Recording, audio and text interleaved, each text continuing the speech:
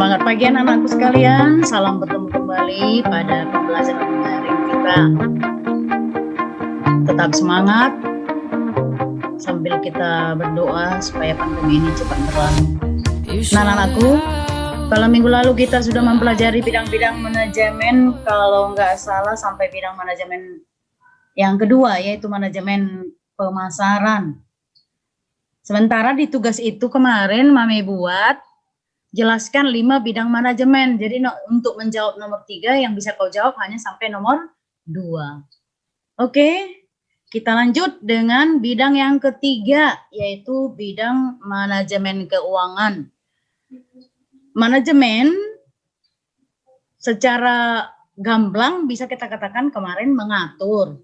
Jadi kalau manajemen keuangan itu berarti mengatur keuangan, atau yang berhubungan dengan langkah untuk mendapatkan dana yang dibutuhkan, penggunaan dana tersebut, dan pengawasan penggunaan dana tersebut dalam rangka mencapai tujuan. Jadi itu artinya diatur bagaimana mendapatkan dana, setelah dapat dana itu bagaimana menggunakannya, ketika menggunakan bagaimana mengawasi dana itu, sampai dana yang digunakan itu bisa mencapai tujuan. Itulah yang dimaksud dengan manajemen keuangan. Jadi mengatur mulai mendapatkan dana, menggunakan dana sampai mengawasi dana. Jadi jangan pula sudah ada dana digunakan tapi nggak diawasi, padahal rencana tidak tercapai. Nah, jadi yang dinamakan manajemen itu dari awal hingga akhir sampai pengawasan. Kemudian menanggapi tentang bagaimana mendapatkan dana yang dibutuhkan, di sini ada 2 sumber dana. Yang pertama berasal dari dalam perusahaan maksudnya, yaitu dengan kebijakan menahan pembagian dividen. Dividen itu berarti sama dengan keuntungan perusahaan tersebut. Jadi menahan pembagian dividen itu berarti dividen yang seharusnya diterima para pemilik saham tidak dibagikan. Itu dianggap sebagai sumber dana intern bagi perusahaan tadi. Itu artinya berasal dari dalam. Yang kedua, berasal dari luar perusahaan. Luar perusahaan berarti misalnya yaitu pinjaman. Pinjaman itu bisa dari banyak sumber. Bisa dari pasar modal, bisa dari bank negara, bisa dari bank swasta, dan lain sebagainya. Bahkan mungkin ada kemungkinan meminjam dari anggota dari pemilik perusahaan. Nah itu dia. Jadi sumber dananya berasal dari dalam dan dari luar. Oke. Nah kemudian penggunaan dana. Kalau tadi sumber dananya sudah kita bahas, sekarang penggunaannya. Dana harus digunakan sebaik mungkin agar nilai perusahaan semakin meningkat. Jadi jangan dana itu asal digunakan tanpa ada kepastian atau tujuan yang mau dicapai. Dana dapat digunakan untuk hal berikut. Pertama, penanaman modal jangka pendek yang dapat diwujudkan dalam usaha-usaha yang bersifat sementara. Penanaman jangka pendek berarti kira-kira kurang dari 1 tahun. Jadi bisa dana itu disimpankan untuk persiapan kurang dari 1 tahun. Ini contohnya tabungan di bank. Jadi tabungan di bank itu jangankan kurang dari 1 tahun, setiap hari juga boleh diambil. Itulah artinya penanaman modal jangka pendek. Yang kedua, penanaman modal jangka panjang dapat diwujudkan dalam usaha-usaha yang bersifat permanen. Kalau jangka panjang berarti lebih dari 1 tahun. Jadi yang lebih dari 1 tahun itu sifatnya lebih permanen. Contoh pembangunan gedung bertingkat. Sekali kita membangun gedung bertingkat itu bisa dipakai sampai selama-lamanya. Maka menanamkan modal yang sifatnya permanen seperti ini harus sangat hati-hati. Kenapa? Karena sifatnya jangka panjang. Jadi jangan pula baru 1 tahun bangunan tadi sudah roboh. Jadi supaya dipikirkan matang-matang sebelumnya bagaimana perencanaan tentang pembangunan gedung bertingkat tadi. Itulah penggunaan dana. Sekarang pengawasan dana. Pengawasan penggunaan dana. Harus diawasi efektivitas dan efisiensi penggunaannya agar sesuai dengan rencana dan tujuan yang telah ditetapkan.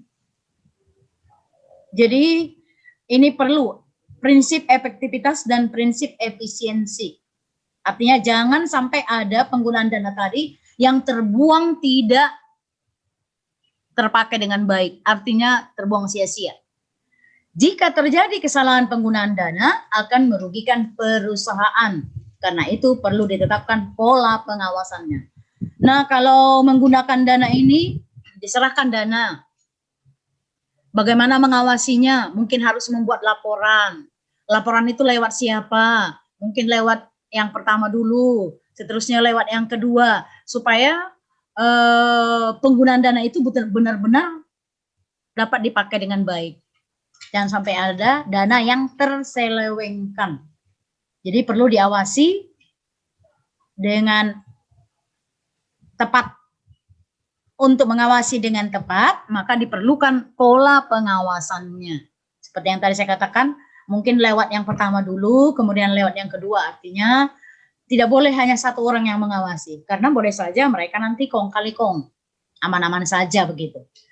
Oke, itulah tentang manajemen keuangan. Supaya lebih mantap lagi nanti pengawasan tentang manajemen keuangan ini, lebih enaknya kita langsung terjun ke perusahaan. Oke, yang keempat anakku, manajemen personalia. Manajemen artinya mengatur. Personalia berasal dari kata dasar person. Person itu berasal dari bahasa Inggris, nakku. Person itu orang. Berarti manajemen mengatur, personalia mengatur orang. Jadi dalam manajemen personalia itu kegiatannya mengatur orang-orang. Orang-orang dalam hal ini berarti karyawan atau pegawai. Jadi manajemen personalia itu adalah kegiatan mengatur yang berhubungan dengan tenaga kerja atau pegawai, mulai dari pegawai itu diterima, penilaian pegawai ini boleh lewat tes, kemudian promosi, mutasi, penggajian, dan pemberian motivasi kerja. Yang penting mulai dari awal pegawai tadi diterima sampai kepada pemberian motivasi kerja, itu diuruslah dengan baik yang disebut dengan manajemen personalia. Kegiatan manajemen personalia itu bisa meliputi beberapa langkah. Yang pertama tadi penerimaan pegawai. Sebelum penerimaan pegawai tentu ada beberapa langkah yang harus dilakukan. Yang pertama analisis jabatan dulu, atau bahasa Bataknya job analisis, yaitu mencek jabatan yang kosong dan kriteria yang akan diseleksi. Misalnya, apakah pada saat itu jabatan manajemen produksi kosong? Kalau begitu kriteria untuk manajemen produksi itu apa-apa saja. Baru nanti dibuatlah pengumuman. Menerima lowongan kerja. Syaratnya ini, dan seterusnya. Setelah itu langkah yang kedua baru dilakukan seleksi. Seleksi berarti menyeleksi pegawai yang akan mengisi jabatan tersebut. Jadi ini boleh melalui beberapa tes. Tes ada yang tes lisan, ada yang tes tulisan. Kemudian setelah diseleksi barulah terjadi pelatihan dan pendidikan. Lewat pelatihan dan pendidikan ini, itu adalah untuk mempersiapkan pegawai yang akan duduk pada posisi tertentu. Sehingga memiliki keterampilan tertentu sesuai dengan tuntutan pekerjaannya. Jadi kalau misalnya yang diisinya adalah posisi tata usaha bagian IT, berarti harus dilihat ijazahnya, kan diseleksi lulus, diterima, kemudian dia harus dilakukan dulu semacam magang atau pelatihan tentang penggunaan IT tadi, supaya apa? Ketika dia benar-benar bekerja menduduki posisi itu, dia sudah mantap melakukan pekerjaan itu. Jadi sebelumnya diberikan dulu tenggang waktu sebulan atau 3 bulan mengikuti pelatihan. Tentunya pelatihan itu adalah dari orang-orang yang lebih di atas posisinya, yang sudah katakanlah senior. Itulah nanti yang memberikan keterampilannya, kemudian setelah waktu tertentu dia sudah bisa melaksanakannya dengan baik. Kemudian penilaian pegawai. Setelah dia dilatih, dengan pendidikan, maka terjadi penilaian. Harus dinilai atas prestasi dan kemampuannya dalam melakukan pekerjaan. Penilaian ini harus berdasarkan atas sikap yang objektif, tidak boleh bersifat subjektif. Kalau bersifat subjektif nanti jadi ada KKN begitu. Artinya sebenarnya nilai pegawai itu atas kemampuannya itu nggak pas, tapi karena yang menilai adalah tulangnya, misalnya contoh ya, akhirnya ya dibuat aja semua menjadi baik. Padahal sebenarnya prestasi kerjanya nggak ada. Jadi harus objektif, benar-benar penilaiannya objektif, tidak subjektif. Langkah yang ketiga adalah promosi dan mutasi. Promosi berarti memperkenalkan kedudukan seorang pegawai itu ke yang lebih tinggi. Itu promosi. Sementara mutasi memindahkan dari job yang satu ke job yang lain. Ingat ya anakku, promosi itu memperkenalkan pegawai atau memberi kesempatan pegawai untuk duduk di level yang lebih tinggi, yang lebih baik. Sementara mutasi memindahkan dari satu job ke job yang lain dengan alasan tertentu. Begitu. Promosi dan mutasi dapat menjadi dasar beberapa kemungkinan tindakan. Berikut yang pertama, pertimbangan untuk memberhentikan. Pertimbangan untuk memberhentikan. PHK maksudnya. Tindakan memberhentikan disebabkan oleh beberapa hal. Yang pertama, sering melakukan pelanggaran dengan sengaja. Dengan sengaja. Seperti kalian sekarang. Yang selama daring, nggak pernah dikerjakan tugasnya, itu berarti melakukan pelanggaran dengan sengaja. Sebenarnya boleh saja kau langsung di PHK dari KCK. Tapi berhubung karena satu dan lain hal,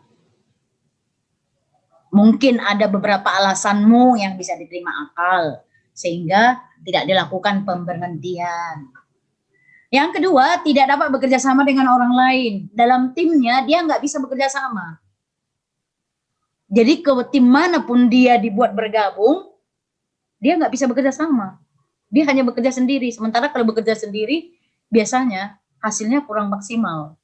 Jadi kalau memang dia nggak mampu bekerja sama dengan orang lain, ya sudah. Diberhentikan. Yang ketiga, alasan yang ketiga, tidak memiliki kemampuan. Tidak memiliki kemampuan berarti dia tidak mampu melakukan pekerjaannya pada bidang itu. Jadi kalau memang tidak mampu, untuk apa kita menggaji dia kalau dia memang tidak mampu melakukan itu, iya kan? Kemudian alasan yang kedua, dipindahkan ke lingkup pekerjaan yang lebih sempit. Kenapa? Karena dianggap tidak mampu mengisi jabatan lama.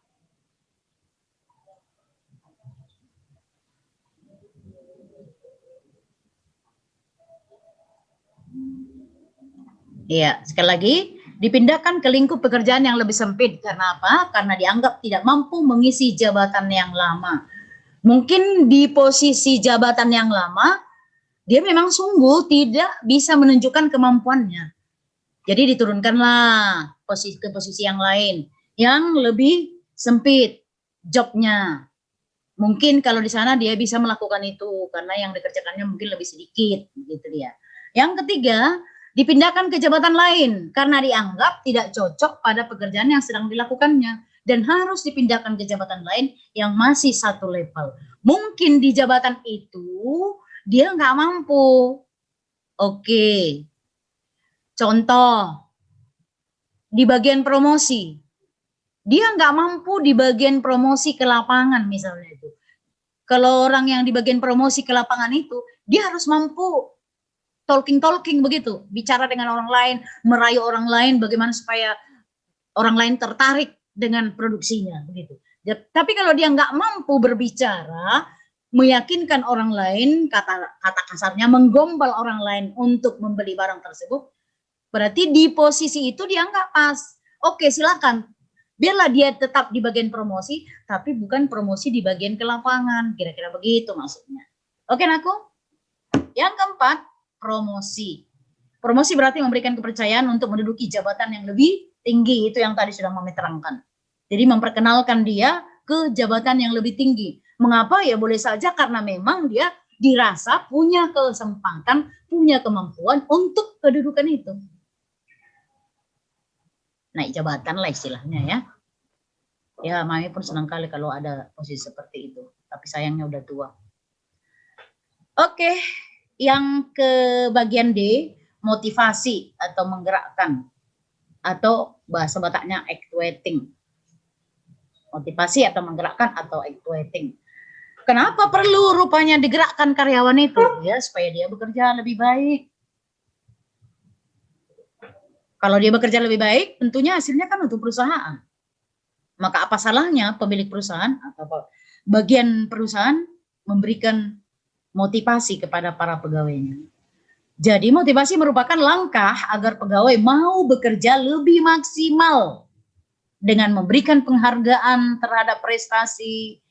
Bukan hanya penghargaan tapi mungkin perlu pujian, perlu kepastian pengembangan diri, perlu penghargaan bahwa dia adalah pegawai yang cukup diperhitungkan atau masuk nominasi dan sebagainya.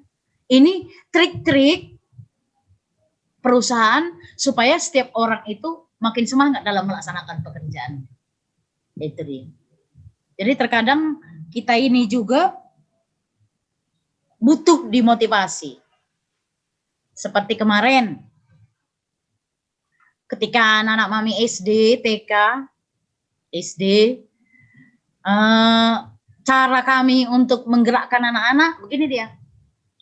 Yang nilainya 9, kami kasih 20.000, satu angka 9. Yang angka 8 dikasih 15.000.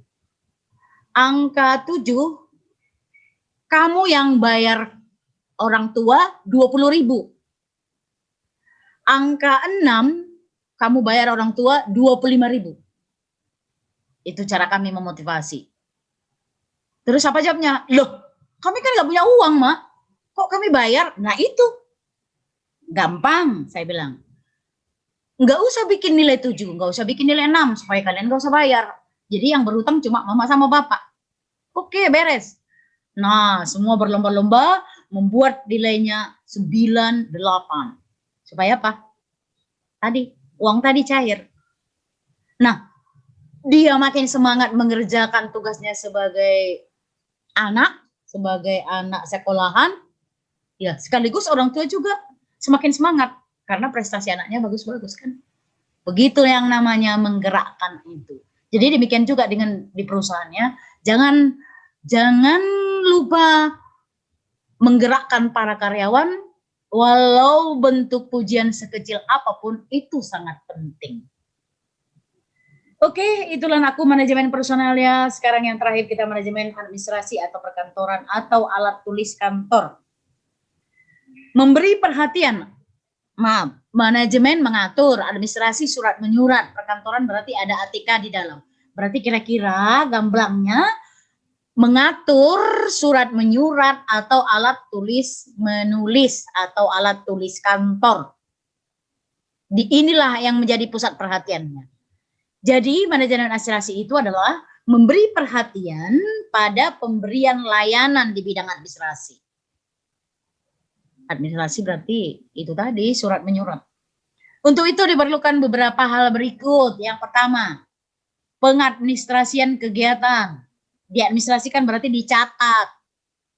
Yaitu apa? Tentang apa? Surat menyurat. Surat keluar, surat masuk harus dibukukan. Lengkap dengan tanggal.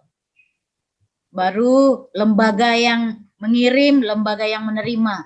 Dan termasuk alat tulis kantor. Apa ini alat tulis kantor? Ya, komputer, tinta, kertas, pulpen, pensil, roll, hektar, anak hektar, opung hektar, nenek hektar, dan seterusnya. Itulah termasuk ATK. Keperluan kantor. B, pemakaian alat-alat perkantoran. Itu harus efektif dengan efisien. Pemakaian alat perkantoran maksudnya posisi alat-alat di kantor itu loh harus tepat supaya melakukan aktivitas di kantor itu lebih efektif dan lebih efisien. Artinya kalau misalnya ada komputer, print itu harus di samping kanan komputer. Supaya begitu dikerjakan di komputer, mau di print tinggal ambil coknya, langsung cokkan. Jadi lebih efektif. Jangan harus mengangkat printnya lagi ke dekat komputernya tadi. Kira-kira begitu maksudnya itu. C. Pemeliharaan organisasi, itu seperti data akuntansi, pengambilan keputusan. Data akuntansi berarti bukti-bukti. Bukti-bukti itu harus disimpan. Walaupun hanya sekedar tanda tangan atau catatan kecil di atas kertas kecil, itu harus disimpan. Bukti itu sangat penting suatu saat. Itu perlu diadministrasikan. Kemudian pengambilan keputusan. Ini juga pengambilan keputusan berarti memutuskan apa yang harus dilakukan. Apakah A atau apakah B. Jadi memilih keputusan itu harus memang amat sangat hati-hati. Oke, itulah anakku bidang manajemen yang 5. Mulai dari produksi, pemasaran, keuangan, personalia, sampai ke administrasi atau perkantoran. Nah sekarang, kalau kita sudah mempelajari manajemen dan seterusnya, nah sekarang bagaimana penerapan fungsi manajemen itu dalam kegiatan sekolah di OSIS? Bagaimana menerapkan manajemen itu? Bagaimana menerapkan cara mengatur pengaturan itu di sekolah? Jelasnya di organisasi OSIS. Oke. Ada OSIS kita kan aku? Iya, walaupun pada saat pandemi ini nggak jalan. Jadi bukan hanya beberapa, semua kegiatan OSIS kita dibekukan sementara pada masa pandemi ini. Gak apa-apa lah, nanti lain kali kalau pandeminya udah pulang kampung, OSIS-nya akan kita tingkatkan. Kita tingkatkan 2 kali lipat sebagai ganti yang kemarin. Oke, OSIS itu adalah organisasi siswa intrasekolah. Untuk mewujudkan fungsinya sebagai wadah kegiatan siswa, OSIS harus selalu bersama-sama dengan jalur yang lain dalam mengadakan latihan kepemimpinan. Maka kemarin-kemarin itu loh, para pengurus OSIS itu diberikan khusus pelatihan karakter. Supaya apa? Supaya dalam kepemimpinan mereka benar-benar punya karakter sebagai orang yang mampu mengorganisir satu kegiatan. Tentunya lewat pelatihan. Sebagai sebuah organisasi, OSIS mempunyai beberapa tujuan utama. Yang pertama, menghimpun ide, pemikiran, bakat, kreativitas, serta minat siswa. Jadi kalau ada ide-idemu anakku, sampaikan lewat pengurus OSIS di kelasmu. Siapa pengurus OSIS di kelasmu? Fungsionaris kelas. Nanti fungsionaris kelas menyampaikan ke pengurus OSIS. Jadi silakan, ada idemu, ada pemikiranmu, ada bakatmu, ada kreativitasmu, ada minatmu, silakan sampaikan dan kembangkan di sekolah. Itu yang pertama. Yang kedua, mendorong sikap dan jiwa dan semangat kesatuan dan persatuan di antara para siswa. Ya paling tidak yang kemarin melempem semangatnya nggak ada sama sekali. Ya begitu-begitu saja monoton. Maka dengan adanya OSIS, semangat yang monoton tadi akan dihidupkan kembali. C. Tempat dan sarana berkomunikasi, menyampaikan pikiran dan gagasan dalam usaha mematangkan kemampuan berpikir, wawasan dan pengambilan keputusan. Artinya, adakah sesuatu yang mau kau sampaikan tentang kemajuan sekolah kita ini? Silakan. Di OSIS lah tempatnya. Nanti di OSIS digodok dan diambil keputusan. Oke, OSIS juga memiliki sejumlah perangkat. Ada perangkat-perangkatnya. Pengurus-pengurus yang pertama, Dewan Pembina yang terdiri atas kepala sekolah, wakil kepala sekolah, koordinator pembina, dan guru sebagai anggotanya. Yang kedua, pengurus OSIS yang meliputi ketua 1 dan ketua 2 serta sejumlah seksi-seksinya. Contoh ada seksi ketakwaan terhadap Tuhan Yang Maha Esa. Ini dikembangkanlah bagaimana caranya menunjukkan bahwa kita takwa terhadap Tuhan Yang Maha Esa. Ada seksi kehidupan berbangsa dan bernegara. Ini ditunjukkan bagaimana menunjukkan rasa cinta terhadap bangsa dan negara.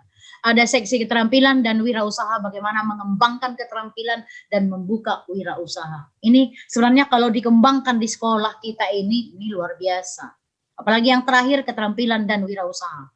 Kelak kita kalau nggak bisa kuliah lanjut setelah tamat SMA, kalau seksi ini memang betul-betul bekerja, membuat beberapa pelatihan sederhana untuk bisa membuka wirausaha, ini sangat baik untuk membuka masa depan. Yang ketiga, MPK, Musyawarah Perwakilan Kelas, bukan Majelis Pendidikan Katolik ya, Musyawarah Perwakilan Kelas, yang terdiri dari siswa yang ditunjuk untuk mewakili kelasnya, yang tugasnya mewakili kelasnya tentunya dalam mengikuti rapat, mengajukan usul dalam program kerja OSIS, memilih pengurus OSIS, menilai laporan pertanggungjawaban pengurus pada masa jabatannya, pada akhir masa jabatannya.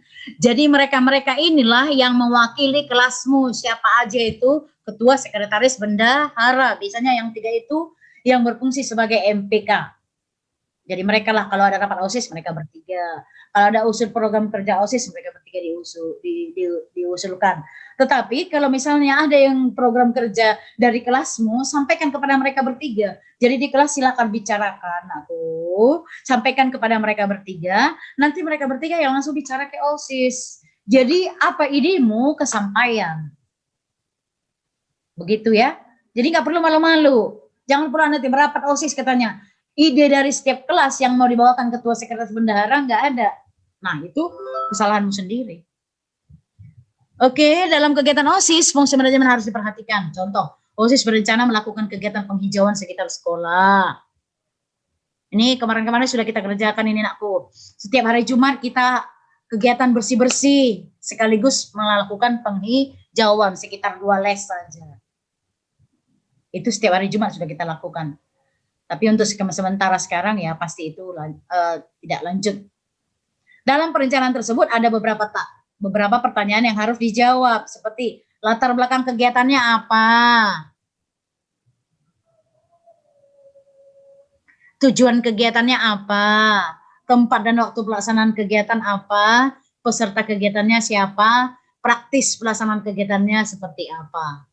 Jadi ini disusun di manajemen dengan baik supaya kegiatan penghijauan sekitar sekolah tadi bisa berlangsung dengan baik. Setelah perencanaan tersusun dengan matang, pengurus OSIS perlu menerapkan fungsi pengorganisasian. Dengan cara pertama, bentuk panitia dengan pembagian tugas yang jelas. Pembagian tugas yang jelas tentu akan memudahkan pelaksanaan kegiatan. Jangan hanya dibebankan kepada satu orang. Yang kedua, dalam pelaksanaannya orang-orang harus digerakkan untuk bekerja sesuai dengan tujuan yang telah ditetapkan. Paling tidak, turun dulu pengurus OSISnya memberi contoh. Terkadang kami guru ini pun harus ikut pegang tanah, ikut menanam, terjun langsung. Untuk menggerakkan orang-orang, terkadang ada yang gengsian. Jadi kalau gurunya udah dilihat turun tangan, ya paling tidak dia pun jadi semangat kan. Yang ketiga, dalam kegiatan pelaksanaan tentu harus diawasi agar pelaksanaan sesuai dengan rencana. Ya jangan dibiarkan saja. Pergi kalian apa bersih-bersih terus ditanam bunganya, padahal sementara nggak ada yang mengawasi. Nanti keluar dari kelas senang-senang, ternyata nggak kerja. Mencegah adanya kesalahan perlu diawasi. Mencegah adanya kesalahan, menciptakan kondisi agar para siswa bertanggung jawab dalam melaksanakan kegiatannya, mengadakan koreksi terhadap kegagalan yang timbul, dan memberikan jalan keluar atas suatu kesalahan. Jadi perlu diawasi. Tentunya ada pengurus yang dihunjuk sebagai panitianya. Nah inilah anakku sebagai bukti penerapan fungsi manajemen dalam kegiatan sekolah di bidang OSIS. Mudah-mudahan selain di sekolah kita juga dapat menerapkan fungsi manajemen di rumah atau di mana saja demi keteraturan dan tercapainya hasil sesuai dengan rencana. Jadi setelah mempelajari manajemen tadi, Mami harus melihat nanti bagaimana caramu memanajemen sesuatu. Termasuk memanajemen uangmu, memanajemen waktumu, memanajemen alat-alat belajarmu, dan sebagainya. Nah untuk mengakhiri pembelajaran kita ini, aku di sini ada tugas 3 soal ya. 3 soal aja. Yang pertama, Jelaskan apa yang dimaksud dengan manajemen personalia dan manajemen perkantoran atau administrasi. Tadi sudah Mami jelaskan. Yang kedua, tuliskan 3 langkah penerimaan pegawai dan beberapa alasan memberhentikan pegawai atau karyawan.